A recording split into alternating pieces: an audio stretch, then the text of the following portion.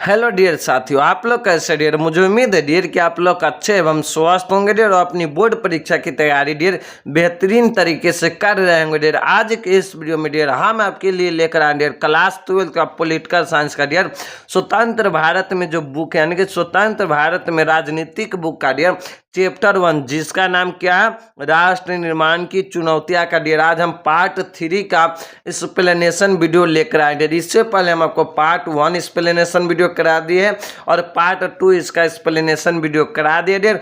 और आज का इस चैप्टर में डियर यानी कि आज के इस पार्ट में डियर आपको इस चैप्टर का थ्योरी पूरी समाप्त कर दिया जाएगा डियर और सबसे आसान भाषा में डियर आपको सभी टॉपिक को कवर कराया जाएगा डियर। तो आप वीडियो को शुरू से अंत तक जरूर देखिएगा डियर और अंत में ये भी बतलाइएगा डियर ये वीडियो आपको कैसा लगा डियर। तो चलिए डियर बिना टाइम वेस्ट करते हुए वीडियो को स्टार्ट करते हैं आज के इस टॉपिक के साथ।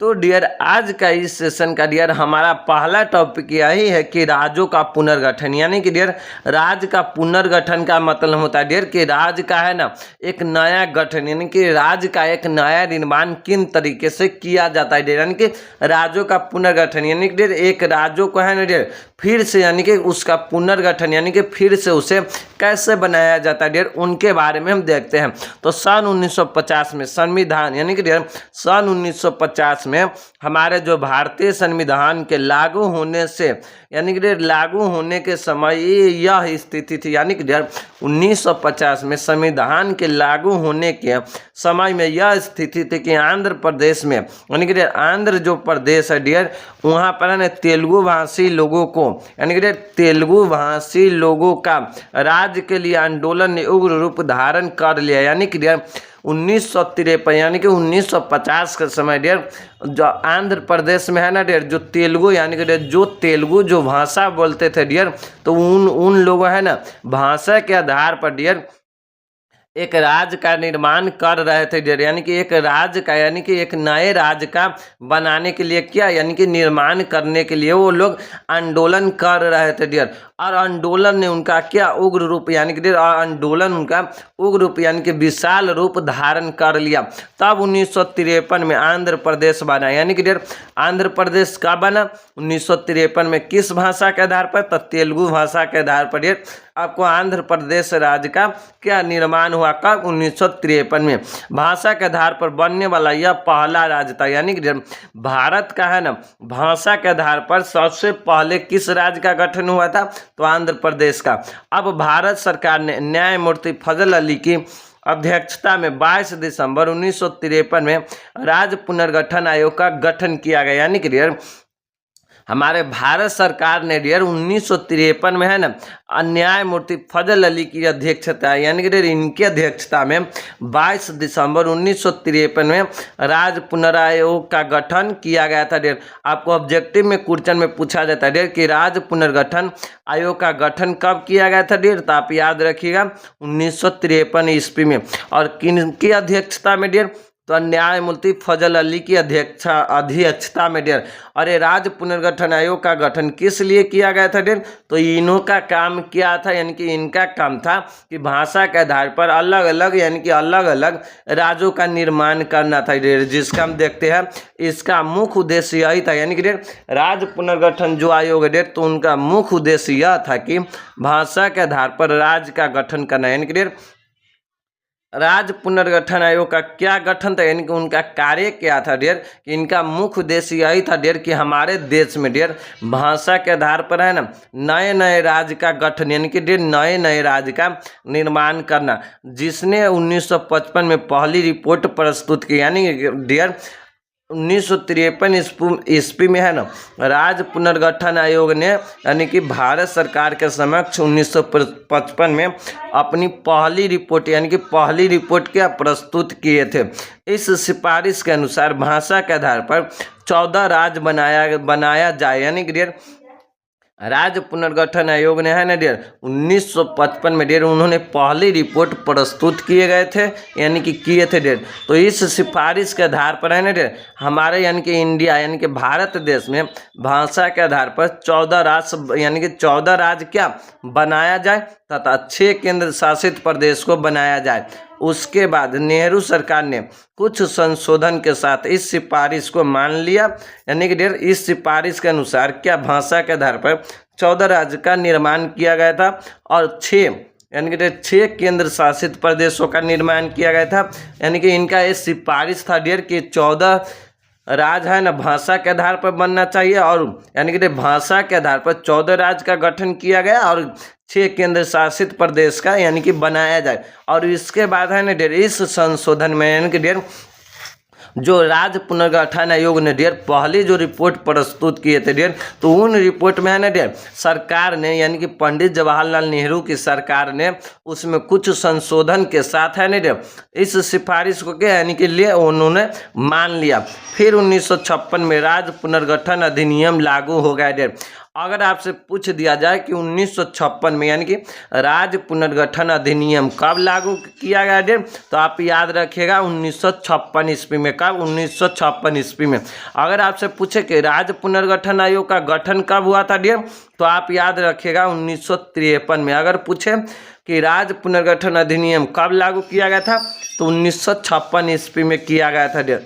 राज्य पुनर्गठन आयोग के यानी कि डियर राज्य पुनर्गठन आयोग की रिपोर्ट में यह सुझाव दिया गया था, यानी कि डियर जो राज्य पुनर्गठन आयोग जिनकी गठन कब किया गया 1953 में, और इन्होंने डियर पहली रिपोर्ट कब प्रस्तुत किया था, तो 1955 में। तो उन यानी कि डियर उन्होंने है ना यानी कि राज्य पुनर्गठन आयोग ने अपनी रिपोर्ट में यह प्रस्तुत किया था डियर, यानी कि इन्होंने अपनी रिपोर्ट के अनुसार यह सुझाव यानी कि सुझाव दिया कि मराठी भाषी लोगों का है ना महाराष्ट्र राज्य हो, यानी कि डियर जहाँ पर जो मराठी लोग बोलते हैं ना डियर उनके लिए क्या एक अलग राज्य महाराष्ट्र राज्य का निर्माण किया जाए। गुजराती भाषी लोगों को गुजरात राज्य बने, यानी कि डियर जो लोग भारत में उस समय गुजराती भाषा बोलते थे डियर उनको क्या एक गुजरात राज्य बना, यानी कि जो वर्तमान में जो हम लोग गुजरात राज्य देखते हैं डियर, तो उन राज्यों का यानी कि गठन किया गया।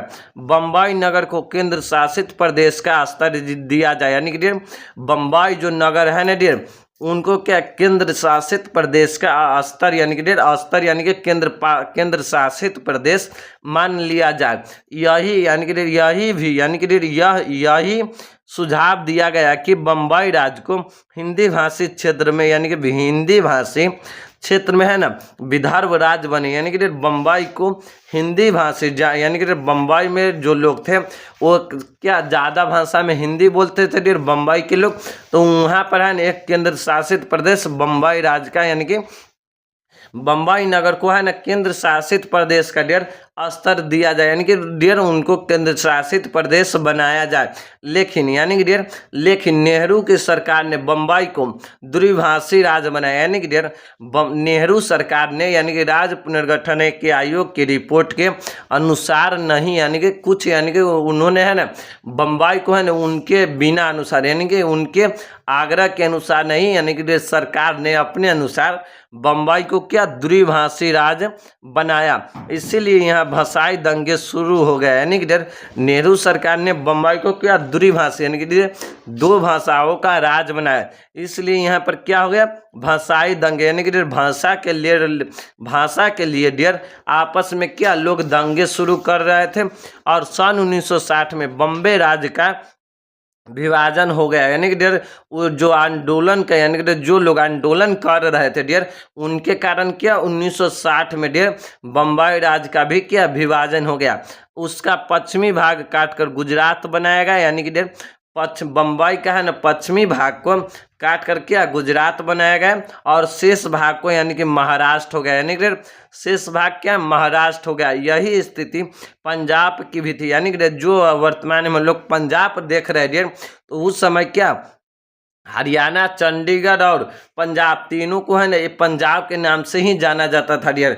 तो यही स्थिति पंजाब की भी थी, यह भी द्विभाषी राज्य बना, यानी कि ये भी द्विभाषा के आधार पर यानी कि 2 भाषा के आधार पर दो नए राज्य का क्या निर्माण किए यहाँ पर निर्माण हुआ, यानी कि ये भी क्या द्विभाषी राज्य बना। यहाँ भी भाषाई दंगे शुरू हो गए अतः 1966 ईस्वी में हिंदी भाषी क्षेत्र को अलग करके हरियाणा राज्य बनाया गया, लेकिन चंडीगढ़ को केंद्र शासित प्रदेश डियर बनाया गया था डियर। तो डियर पंजाब राज्य का गठन कब हुआ था डियर? तो 1966 ईस्वी में। कब? 1966 ईस्वी में। और हरियाणा का भी गठन यानी कि 1966। पंजाब और हरियाणा का गठन कब? 1966 में हुआ था डियर। इनको आप याद रखिएगा। पंजाब किन यानी कि डियर पंजाब किन भाषा यानी कि डियर जो हिंदी जो भाषा लोग थे डियर उनको क्या कौन सा क्षेत्र यानी कि जो लोग हिंदी बोल रहे थे डियर उनको हरियाणा राज्य बना, और जो लोग पंजाबी बोल रहे थे डियर उनका पंजाब राज्य बना था। लेकिन चंडीगढ़ को क्या जो केंद्र शासित प्रदेश बनाया गया। इस अधिनियम के आधार पर 14 राज्य और 6 केंद्र शासित प्रदेश का गठन किया गया। यानी कि डियर भाषा के आधार पर आपको राज्य पुनर्गठन आयोग की रिपोर्ट के अनुसार डियर 14 राज्य को यानी कि भाषा के आधार पर गठन किया गया और 6 केंद्र शासित प्रदेश का गठन यानी कि निर्माण किया गया। राज्य के पुनर्गठन का काम चल रहा था। यानी कि डियर राज्य के जो पुनर्गठन यानी कि राज्य को है ना फिर से किया यानी कि उनको बनाना यानी कि पुनर्गठन करने का क्या काम चल रहा था। सन 1956 में फ्रांस की सरकार ने अपनी 5 क्षेत्र भारत को सौंप दिया। यानी कि जब हमारे देश में राज्य पुनर्गठन का तो काम चल ही रहा था डियर, उसी समय 1956 में है ना फ्रांस की सरकार ने अपनी 5 जो क्षेत्र था डियर वो भारत को सौंप दिया। यानी कि डियर ब्रिटिश भारत में है ना डियर उस समय फ्रांस भी है ना डियर हमारे भारत के 5 क्षेत्र पर उन्होंने अपना कब्जा जमाया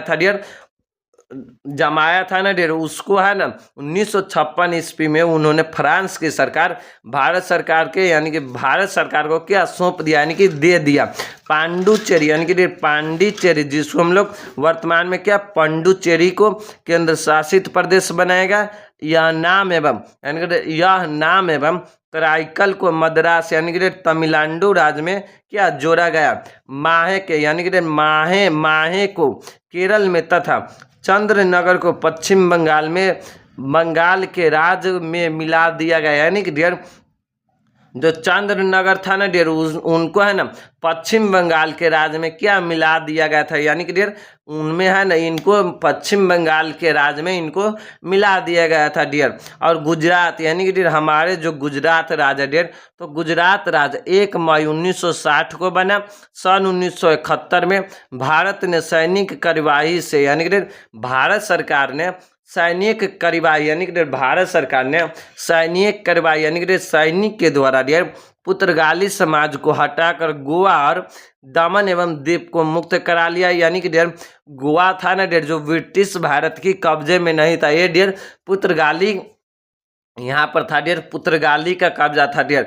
तो 1900 डियर यानी कि डियर 1961 में है ना भारत सरकार ने सैनिक कार्यवाही यानी कि सैनिक के द्वारा पुर्तगाली समाज को क्या हटाकर गोवा और दमन द्वीप को क्या मुक्त यानी कि डियर आज़ाद करा लिया और दमन एवं द्वीप को केंद्र शासित प्रदेश बना गया। यानी कि दमन एवं द्वीप को क्या केंद्र शासित प्रदेश बनाया गया था।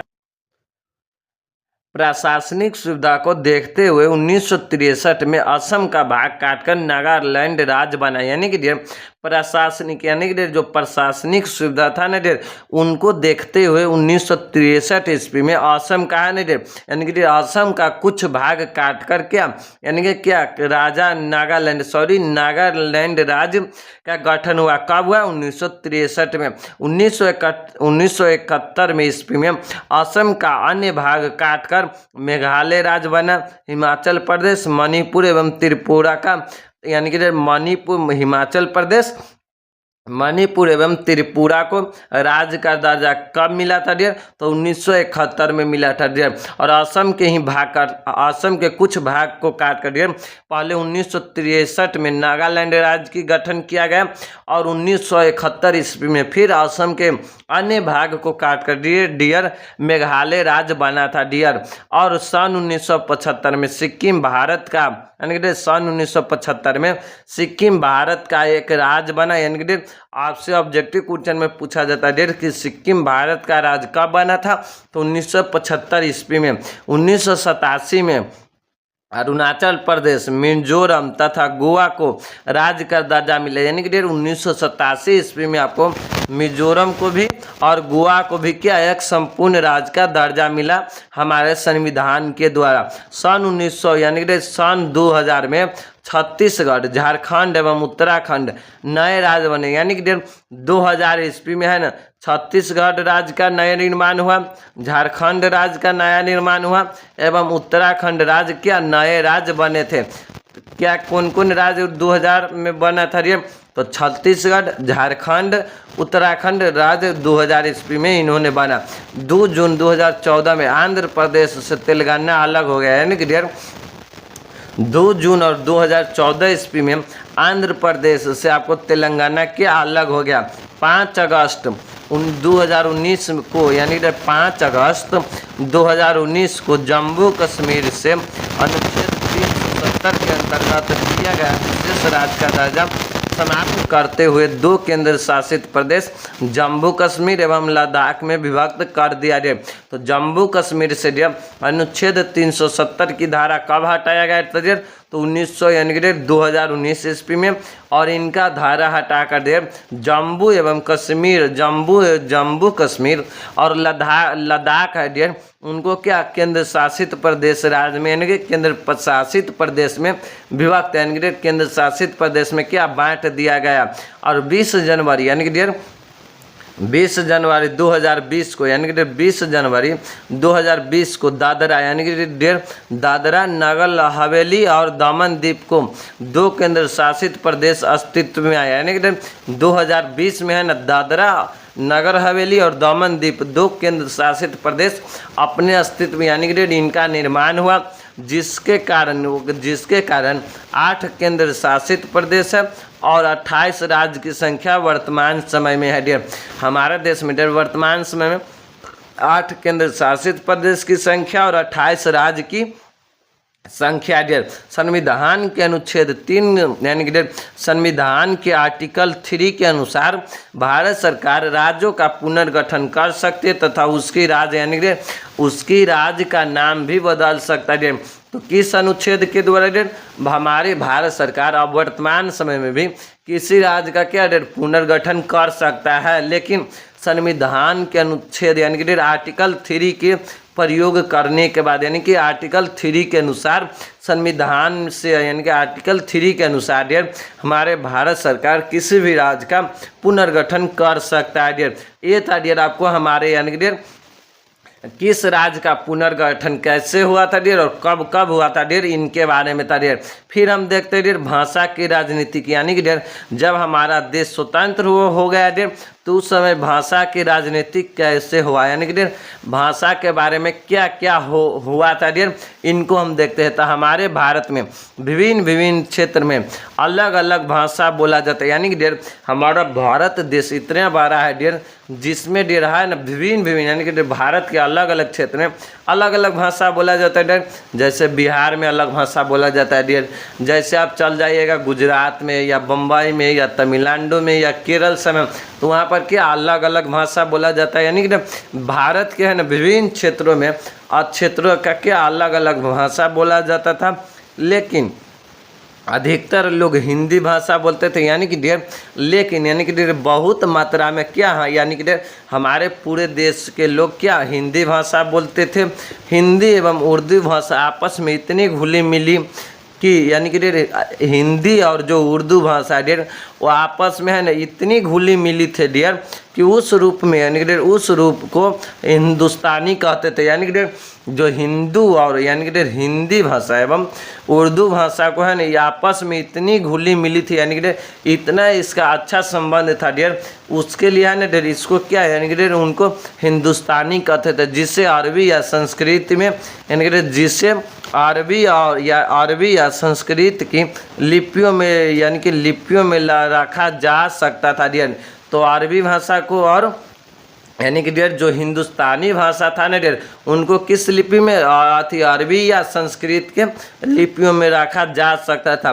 हिंदुस्तानी भाषा हिंदू और उर्दू का सरल मिश्रण है, यानी कि डेर हिंदुस्तानी भाषा है ना डेर जो हिंदू भाषा यानी कि डेर हिंदी भाषा और उर्दू भाषा का क्या सरल यानी कि मिश्रण है, जिसे आम आदमी बोलता था यानी कि इधर बोलता है, यानी कि जिसे आम आदमी बोलता है और वह समझता है। इसीलिए गांधी जी ने यह सुझाव दिया कि हिंदुस्तानी भारत की राष्ट्रभाषा होना चाहिए, यानी कि महात्मा गांधी ने यही सुझाव दिया था डियर कि हिंदुस्तानी यानी कि डियर हमारे भारत का राष्ट्रभाषा क्या होना चाहिए, तो हिंदुस्तानी भाषा होना चाहिए, यानी कि हिंदी भाषा और क्या उर्दू भाषा होना चाहिए हमारे भारत का राष्ट्रभाषा डियर। संविधान निर्माताओं के समक्ष यह एक गंभीर समस्या था, यानी कि जो हमारे देश का जो संविधान बना रहे थे डियर उनके समक्ष क्या यह एक गंभीर यानी कि एक मामला था डियर, यानी कि एक गंभीर समस्या था, क्योंकि भारत के अनेक भाषाओं बोलने वाले यानी कि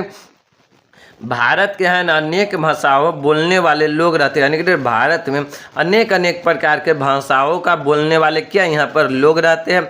किस यानी कि किस भाषा को राष्ट्रभाषा बनाया जाए, यानी कि संविधान निर्माता को पास में एक यह गंभीर समस्या था डेर कि हमारे भारत देश के अनेक क्षेत्र में डेर अलग अलग भाषा बोली जाती थी डेर, तो किस भाषा को है ना डेर राष्ट्रभाषा यानी कि देश का भाषा बनाया जाए। इस दिशा में सभी की सहमति से यह निर्णय हुआ, यानी कि सभी की सहमति यानी कि सभी की अनुमति से यह निर्णय यानी कि फैसला लिया गया कि राष्ट्रभाषा की जगह यानी कि राष्ट्रभाषा की जगह पर क्या राजभाषा का प्रयोग किया जाएगा, यानी कि राष्ट्रभाषा हिंदी को नहीं बनाया जाएगा बल्कि यानी कि राजभाषा का यानी कि राष्ट्रभाषा के स्थान पर राजभाषा का प्रयोग किया जाएगा तथा देवनागरी यानी कि देवनागरी लिपि में लिखित हिंदी को राजभाषा बनाया गया, यानी कि हमारे देश का राजभाषा क्या डेर तो हिंदी हमारे देश का राजभाषा डेर, लेकिन हिंदी को क्या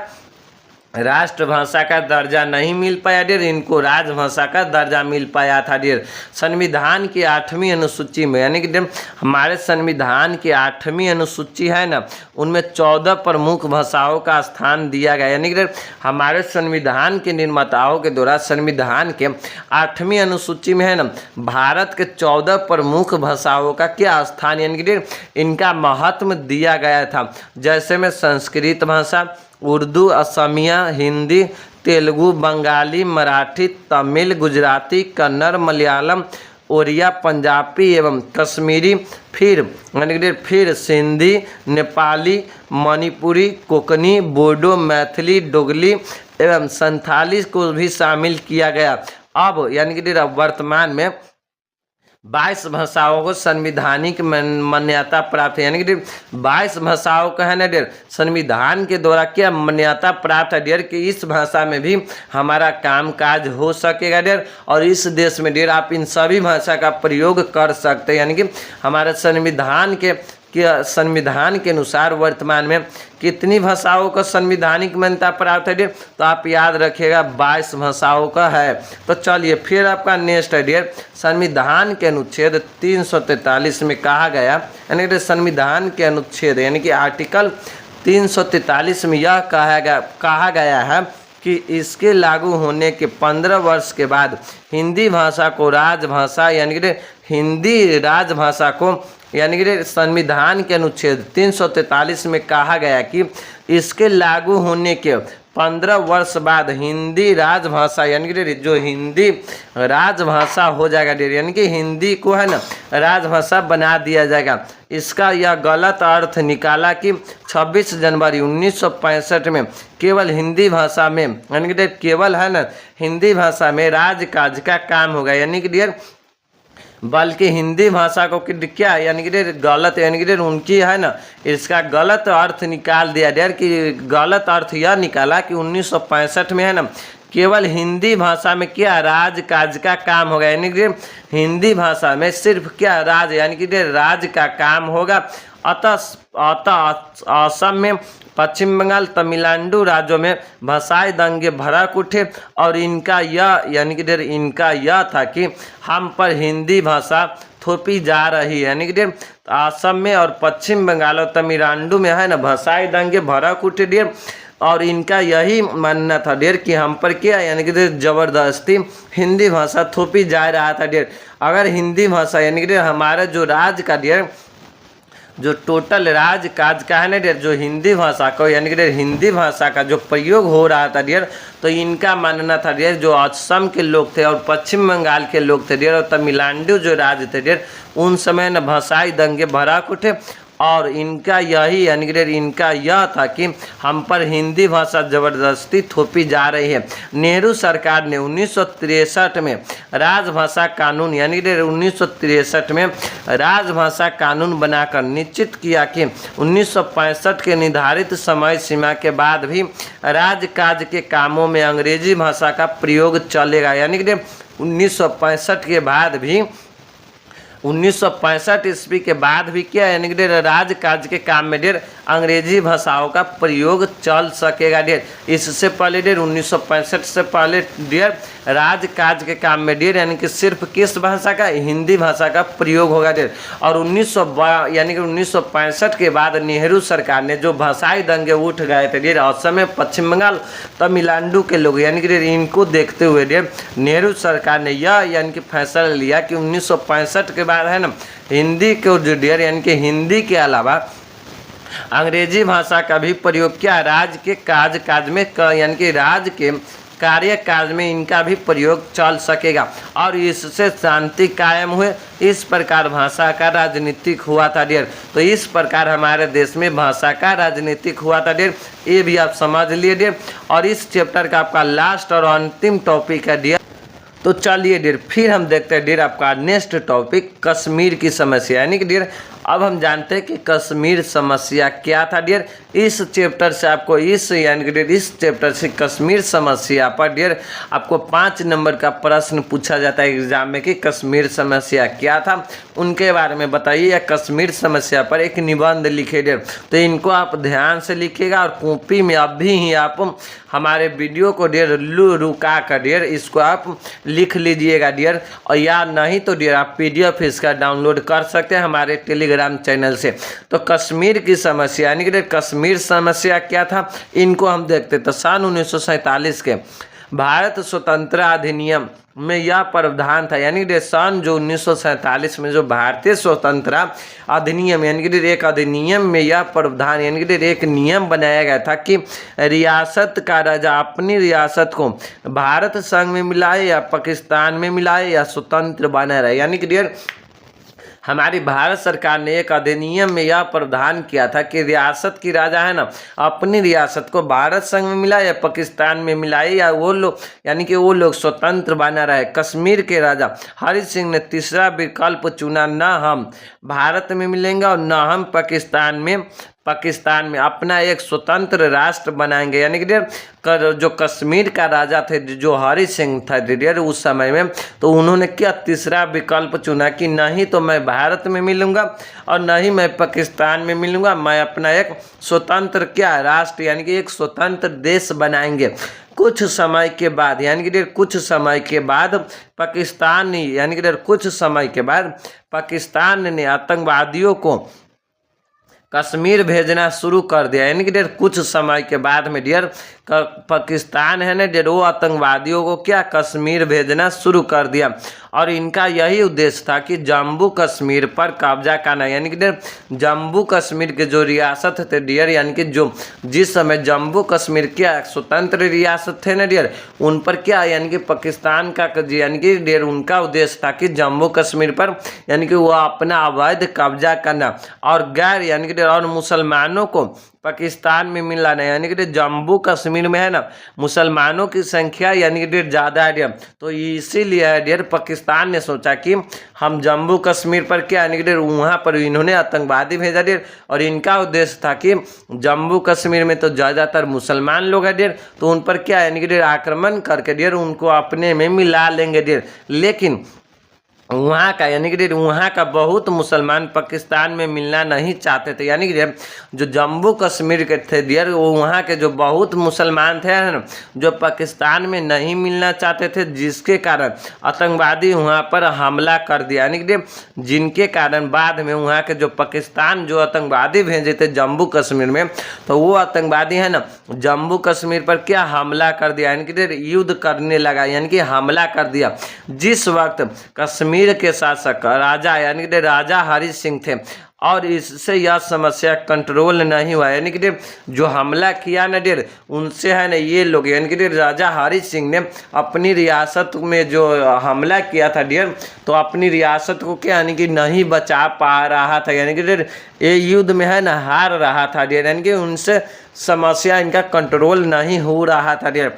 फिर राजा हरि सिंह ने अपनी प्रजा को यानी कि अपनी प्रजा के सुरक्षा करने के लिए भारतीय सरकार के सैन्य सहायता मंगाई, यानी कि डियर जो हमला कर दिया था पाकिस्तान ने डियर, तो उनसे राजा हरि सिंह ने डियर पाकिस्तानी आतंकवादियों से अपनी देश की प्रजा की सुरक्षा करने के लिए भारतीय सरकार से न भारत की सरकार से सैन्य सहायता यानी कि सैन्य सहायता मांगा। लेकिन सरकार ने इनके समक्ष एक शर्त रखा कि अगर आप कश्मीर को भारत संग में विलय करेंगे तभी मैं आपको सैन्य सहायता दूंगा, यानी कि जब राजा हरि सिंह ने यानी कि जब कश्मीर यानी कि जब जम्मू कश्मीर में जो पाकिस्तान ने आक्रमण कर दिया था तो उनके बाद है ना राजा हरि सिंह ने अपनी प्रजा यानी कि उन्होंने अपनी प्रजा को क्या सुरक्षा करने के लिए भारतीय सरकार से क्या डियर सैन्य सहायता दीजिए, यानी कि डियर हमको सैन्य सहयोग कीजिए।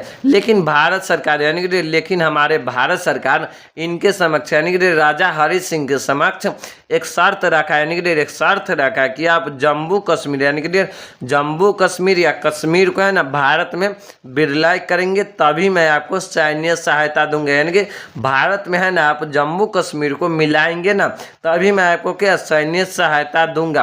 फिर उसके बाद यानी कि उसके बाद राजा हरि सिंह ने इस बात को मान लिया, यानी कि राजा हरि सिंह हमारे भारतीय सरकार के बात मान लिए और 26 अक्टूबर 1947 को राजा हरि सिंह ने भारत के विलय पत्र पर हस्ताक्षर किया, यानी कि राजा हरि सिंह ने 1947 के यानी कि 1947 में भारत के विलय पत्र पर यानी कि भारत में है ना मिलने का एक पत्र होता था डियर, उस पर किया यानी कि डियर उन्होंने अपना हस्ताक्षर किया। उसके बाद हमारी सेना वहाँ पहुँची और कुछ दिनों यानी कि डियर कुछ दिनों तक युद्ध किया, फिर आक्रमणकारी को पीछे खदेड़ दिया, यानी कि हमारे भारतीय सैनिक थे डियर जो कश्मीर में जो डियर पाकिस्तानी जो आतंकवादी थे डियर उनको क्या यानी कि हमारे भारतीय सैनिक उनको क्या यानी कि डियर पीछे खदेड़ दिया डियर, और रियासत यानी कि जम्मू कश्मीर को डियर आतंकवादियों से क्या मुक्त कर दिया डियर।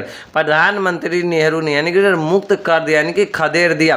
प्रधानमंत्री नेहरू ने यह मामला संयुक्त राष्ट्र संघ की सुरक्षा परिषद को भेजा, यानी कि प्रधानमंत्री जवाहरलाल नेहरू ने डियर ये जो मामला था डियर जो जम्मू कश्मीर पर जो पाकिस्तान ने हमला किया था डियर, तो इस हमला को है ना पंडित जवाहरलाल नेहरू संयुक्त राष्ट्र संघ की सुरक्षा परिषद को भेजा। वहाँ से यानी कि वहाँ से युद्ध का यानी कि वहाँ से युद्ध का विराम यानी कि युद्ध का विराम का मतलब होता है डियर कि युद्ध को है ना तत्काल रोकने का यानी कि तत्काल रोकने का है ना निर्णय हुआ, युद्ध विराम हुआ। लेकिन कश्मीर का लगभग 1/3 भाग है ना पाकिस्तान के अवैध कब्जे में चला गया, जिसे उसने आज़ाद कश्मीर का नाम दिया, यानी कि युद्ध का तो विराम का निर्णय हो गया था, लेकिन यानी कि युद्ध का विराम का निर्णय हो गया, लेकिन डियर कश्मीर का है ना 1/3 यानी कि डियर मान लीजिए 4/3 में से डियर यानी कि 3/3 4/3 में से यानी कि 3/3 में से डियर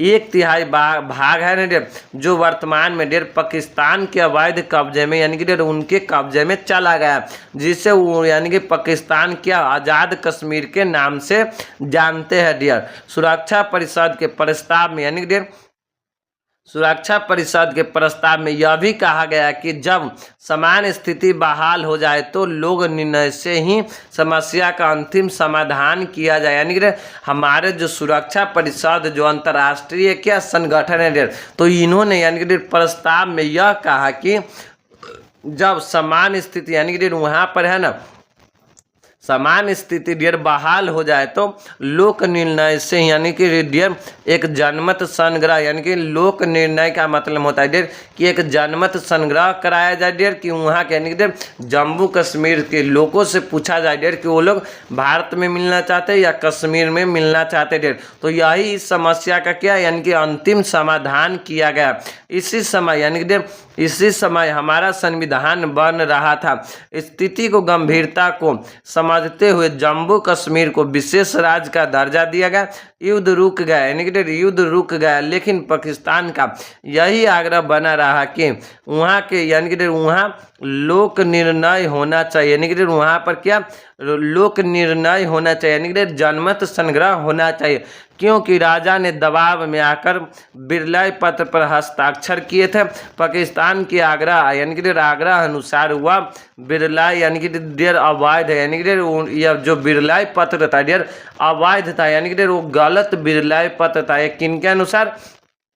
पाकिस्तान के अनुसार। और किस लिए अवैध बताते डियर? तो उनका मानना था डियर कि राजा हरि सिंह है ना भारत यानी कि दबाव में यानी कि भारत सरकार के दबाव में भारत में है ना यानी कि भारत के बिरलाई पत्र पर हस्ताक्षर किया था डियर। एक इनका यानी कि ये आज भी पाकिस्तान का मानना है डियर, लेकिन भारत सरकार के यानी कि भारत सरकार के आग्रह के अनुसार भी आज़ाद कश्मीर यानी कि डियर जो कश्मीर पर डियर यानी कि कश्मीर की 3/3 भूमि में से डियर 1/3 भूमि पर डियर जो पाकिस्तान ने वर्तमान में भी अवैध कब्जा की है, जिसको हम लोग आज़ाद कश्मीर के नाम से जानते हैं डियर। तो भारत सरकार ने भारत सरकार से आग्रह के अनुसार आज़ाद कश्मीर, जिसे हमारा सरकार डियर पाकिस्तान अधिकृत कश्मीर यानी कि POK बोलते हैं, इन पर पाकिस्तान भी वैध रूप से कब्जा किया हुआ है। यही कश्मीर समस्या था यानी कि हमारा भारत सरकार भी दुनिया के सामने कहता है डियर कि